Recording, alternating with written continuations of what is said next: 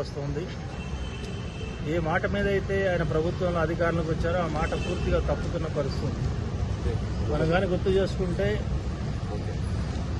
ఎన్నికల క్యాంపెయిన్లో కాంగ్రెస్ పార్టీ ఇచ్చినటువంటి 6 గ్యారంటీలు అనే మాటకి ముఖ్యమంత్రి గారు నేను 7వ గ్యారంటీ జోడిస్తున్నాను, ఈ రాష్ట్రంలో ప్రజాస్వామ్యం స్వేచ్ఛ పునరుద్ధరించడమే నా 7వ గ్యారంటీ అని చెప్పి స్పష్టంగా చెప్పాడు.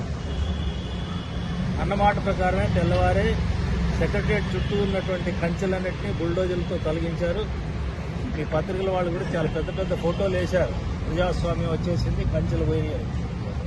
కానీ అదొక్కటి తప్ప ఆ తర్వాత అంతా అప్రజాస్వామికంగా నడుస్తోంది.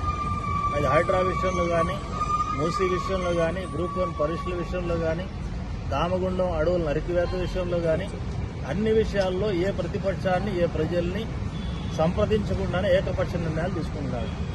ఇప్పుడు మళ్లీ ఒకసారి ఆ అప్రజాస్వామిక ధోరణి యొక్క విశ్వరూపం వాళ్ళ ముందుకు వచ్చింది.